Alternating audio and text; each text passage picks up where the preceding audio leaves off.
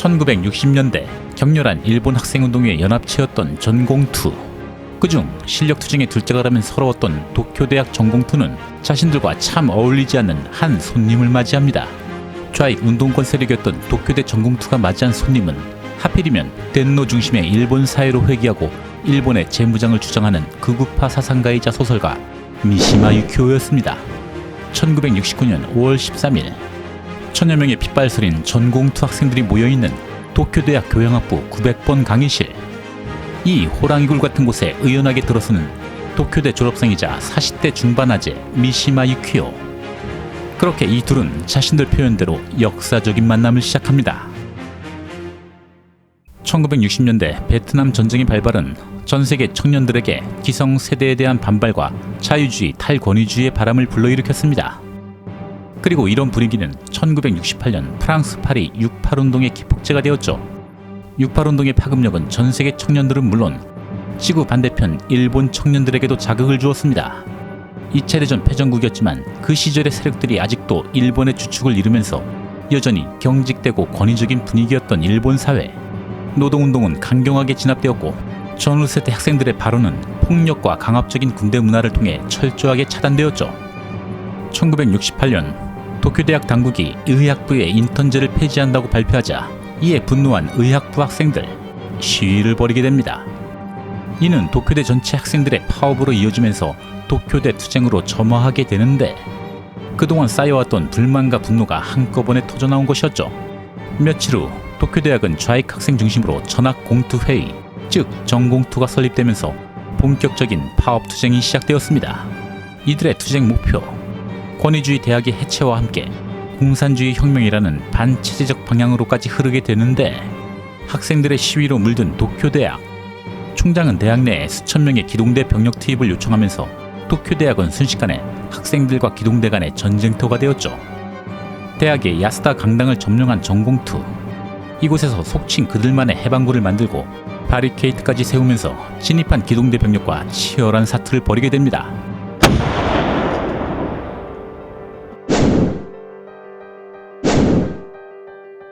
하지만 오합지졸 전공투는 전문적인 훈련을 받은 기동대의 상대가 절대로 될 수 없었죠. 작전 개시 이틀 만에 철저하게 박살이 나고 400명가량의 전공투 학생이 체포가 되면서 야스다 강당에서 강제 해산당하게 됩니다. 그렇게 이들의 저항이 무력하게 좌절되어 가던 이듬해 1969년 소설가이자 극우 사상가였던 미시마 유키오. 어느 날 도쿄대 전공투에 뜬금없는 연락을 받게 됩니다. 기동대에게 패배하고 사면 초과에 몰린 전공투. 극우의 상징이었던 이 미시마 유키오를 강당으로 불러내서 설전을 통해 미시마를 논리로 격파하고 자신들의 신념을 일본 사회에 설파하고자 했던 것이라고는 하는데 이유는 정확치 않습니다.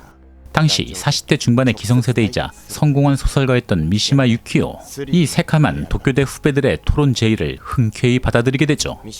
그리고 그해 5월 13일 미시마 유키오는 천여 명의 전공투 학생들이 우글대는 도쿄대학 900번 강의실에 그 모습을 드러냅니다. 극우와 극좌, 보수주의와 급진주의. 그런데 서로 보기만 해도 머리끄댕이 잡고 싸울 줄 알았던 이 분위기. 私を壇上に立たせるのは反動的だという意見があったそうで、反動が反動的なのは不思議はございませんので立たせていただきましたが 예상외로 젠틀하면서 차분한 분위기로 시작했습니다. やはりこうして出てまいりましても、とにかく言葉というものはまだここで何ほどかの有効性があるかもしれない、ないかもしれない。 네가 잘났니 내가 잘났니 초반부터 신나는 난타전을 기대했던 토론이었건만 실망했습니다. 이 토론 행사를 위해 학생들 간 100엔씩 모금했던 전공투. 側分しますところによりますとこれはなんか100円以上のカンパを出して集まっているそうですが私は図らずも諸君のカンパのこの資金集めに協力していることになってしまう. 방패회. 미시마가 사비를 들이면서까지 독자적으로 결성한 사병집단. 세계적인 소설가로 성공한 미시마는 자신의 작품뿐만 아니라 자신의 모습을 세상에 드러낼 줄 아는 아주 영리한 마케터였습니다. 운동을 통해 몸을 단련하고 복싱과 가라데, 검도도 연마하면서 자신을 조금씩 상품화할 줄 알았죠. 저명해지고 부유해진 미시마는 어느 순간 정치적인 인간으로 변화하기 시작합니다. 2차 대전 시기에 20대를 보냈던 미시마. 비록 군대는 안 갔다 왔지만 덴노를 중심으로 하나의 목표를 지향했던 당시의 군국주의 일본 사회는 미시마에게 있어서 노스텔지어 그 이상이었죠. 전후 물질주의와 개인주의에 빠진 일본 사회는 미시마 입장에서 과거에 일본적이지 않은 타락한 일본이었고, 뭐 성공도 하고 돈도 좀 만졌겠다. 그 이름값으로 다시 그 제국주의 시절처럼 덴노 중심의 일본 사회 회귀를 주장하는 극우주의의 본색을 드러내기 시작했습니다. 사비를 들여 우익 청년들을 모집해서 방패회라는 단체도 만들고 기꺼이 자위대에 위탁 교육까지 보내면서 나름대로 전문적인 군사훈련을 받도록 했는데, 당연히 공산주의 혁명을 추구했던 이 전공투 좌익 학생들과는 대척점에 서 있던 관계였죠. 사실 이들의 토론은 처음부터 마냥 훈훈한 분위기는 아니었습니다. 三島を論破して立ち往生させ舞台上で切腹させると 일부 극단적인 주장을 하던 학생들도 있었고, 미시마 역시 만일의 사태를 대비해 방패회 대원들을 일부 잠입시키기도 했죠. 하지만 그건 지나친 기우였습니다. しかしながら少なくともこの東大に現地にそこら辺でうろうろしている東大の教師よりは三島さんの方が僕は先生というふうに値するだろうと。 이들의 토론은 격렬하지도 감정적이지도 않은 하나의 차분한 학술 세미나처럼 진행되었죠. 思想というものに力があって知識というものに力があって、それだけで、人間の上に君臨しているという形が嫌いで嫌いでたまらなかった。 미시마가 말하는 반지성주의, 의도의 차이는 있었지만 학생들 역시 그 의견에 충분히 공감했습니다. 학생 정원은 몇 배 이상 대책 없이 늘려놓고 교직원과 교수에 쓰는 그대로. 그나마 제국대학 시절의 인물들이 요직을 차지하고 있던 복지부동 도쿄대학, 교육의 질은 떨어지고 등록금만 쳐올리던 도쿄대학, 왜 너희들을 지식인으로 만들어주는 도쿄대학을 해체하려 하는가라는 학교 당국의 질문에 더 이상 위선적이고 기만적인 학생이라는 신분의 자신을 부정하고 그 연장선상에 반지성주의가 내재되어 있었죠. 그런데 이 대화가 정말 좌익과 우익이 만나서 할 만한 대화 주제인 건지, 아니 그걸 떠나서 20대 초반 대학생과 40대 중반 아재가 할 만한 대화일까요? その三島さんがそうした問題提起を抱えているのは他人の問題どう考えていらっしゃる? 잠깐, 데리다의 타자를 말하는 건가? 물고 뜨는 막장 난상 토론을 보고 싶은데 정말 실망입니다. 이들은 서로가 적이란 사실은 확실했지만 절대 적대적이지 않았고 가치 중립적인 입장에서 서로를 받아들였습니다. 그리고 정말 요즘 같은 시기에 상상할 수 없을 정도로 온갖 현학적인 내용의 토론이 오갔죠. 우리에게 있어 폭력이란 무엇인가? 시간은 연속적인가 비연속적인가? 당신이 바라보는 자연과는 무엇인가? 이거 신성한 막장 토론에서 감히 이따위 얘기나 하고 있다니. 우리가 원하는 건 진영 대결답게 정정당당한 선동과 날조인데 말이죠. 미시마는 학생들과의 대담에서 정말 차분하게 대응합니다. 自然対人間の関係というものをここでこの理論の中に持ち込んだ方がいいと思う。今のお話では自然という言葉がいくつか単位的に使われている感じがするんです。一つは和歌山県など長野県にある自然です。一つは東京にある丸ビルとか霞ヶ関ビルっていう自然です。ところが今は物を通して生産行為の場に到達しなければならないということになりますと、機動隊の棍棒を通して生産行為の場に到達することも可能なように思われる。だから自然とは分かんないんだよ、全然。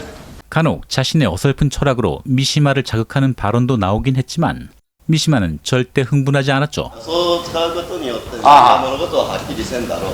そして物が生産関係から切り離されて戦闘目的のために使われて、そういうものによって諸君は初めて物に目覚めるという時代に生きてる。 이렇게 철학적이고 유익하긴 하지만 별 재미도 없는 이야기를 시덥지 않게 주고받는 분위기 속에서 미시마와 전공투는 서로의 의견을 분명히 제시했습니다. 전후 일본을 지금의 모습으로 만든 기성체제와 권력자들에 대한 불신, 그리고 이를 반드시 변혁해야 한다는 사명감. 하지만 미시마는 그 해결 방안으로 덴노의 존재를 강조했고 전공투는 혁명과 해방구를 강조했죠. 全教頭小坂周平は討論の矛先を三島の思想の柱である天皇論へとあえて向けていった。三島にとっての天皇と我々にとっての国家と、その辺の関係から話していって少し何か言っていくんじゃないかと思うんです。 예, 이 지루한 토론의 핵심이었습니다. ところが天皇というものはそれほど堂々たるブルジョアじゃないんだ。それはね、日本の民主の底辺にあるもんなんだよ。それを天皇と呼んでいいかどうかわからない。たまたま僕は天皇という名前をそこに与えるわけだ。 덴노와 국가를 부정하던 전공투, 덴노를 중심으로 다시 일본을 구원하자는 미시마. 하지만 미시마에게 덴노란 존재는 그 옛날 덴노 헤이카 반자이처럼 마냥 무모한 비장함을 말하기보다는 수백 년간 일본 사회를 지탱해오던 문화적 정신적 구심점으로서의 상징체를 의미했죠. 安田講堂で、全学連の諸君が立てこもった時に天皇という言葉を一言彼らが言えば 미시마와 전공투는 대담을 통해 서로에게서 공통점을 발견합니다. 그건 바로 현 일본 체제에 대한 불만이었죠. 물론 각자 그 불만을 해결하는 방법은 달랐지만 지금 일본의 변혁을 위해서라면 폭력 또한 필요하다는 의견에는 서로가 동의했습니다. 그리고 이 대담이 끝나갈 무렵 미시마가 마지막으로 학생들에게 남긴 말. 私は諸君の熱情は信じます。これだけは信じます。他のものは一切信じないとしてもこれだけは信じるということを分かっていただきたい。非常に誘惑的だったけれども私は共闘を拒否します。 그렇게 서로 간의 공통 분모는 발견했지만 그 해결 방식은 전혀 달랐던 이 토론은 2시간 반 만에 화기애애하게 끝을 냈습니다. 전공투는 신념이 다른 미시마를 위해 자신들의 바리케이트를 활짝 열어주었고 미시마 또한 전공투 학생들의 어설픈 지식 노름을 기꺼이 상대해 주었죠. 하지만 이 토론이 끝나고 그리 멀지 않은 미래에 이 둘은 서로 다르면서도 엇비슷한 최후를 맞이합니다. 미시마는 자위대 건물 옥상에서 평화헌법 개정을 외치고 배를 째면서 극우주의 무대에서 사라지고 전공투 역시 일부 극단 세력이었던 연합적군의 아사마 산장 똥꼬쇼로 일본 대중들의 외면을 받으면서 좌익운동 무대에서 사라집니다. 전공투 세대는 단카이 세대로서 이후 일본 경제 성장의 열매를 만끽하고 일본 사회의 주축이 되었죠. 그리고 어느덧 70이 훌쩍 넘은 인생의 홍기를 맞이하게 된 전공투 세대. 이념 대립이 각을 세우던 1960년대 혼돈의 일본 사회였지만 이 미시마 유키오와 전공투는 편견을 버리고 서로의 마음을 받아들였습니다. 하지만 엇비슷한 길을 걸었던 우리는 수십 년이 지난 지금에 와서도 어째서 자신들 앞에 바리케이트를 철거하지 못하고 있을까요? 시대를 비판하려는 모습은 어느덧 대중을 앞세우고 시대를 장악하려는 모습으로 변질되었습니다. 다름을 틀림으로 해석해버리고 승자가 전혀 나올 리 없는 대립과 갈등으로 에너지를 소모하고 있는 우리 사회. 누가 옳고 그르냐의 문제보다 새도 두 날개가 각자의 역할을 맡아야 더 높이 도약할 수 있는 것처럼 언젠가 서로를 인정하고 조화를 이루길 바라며 미시마 전공투 마지막 논쟁 소개해드렸습니다. 더 흥미있는 주제로 다시 찾아뵙겠습니다. 감사합니다.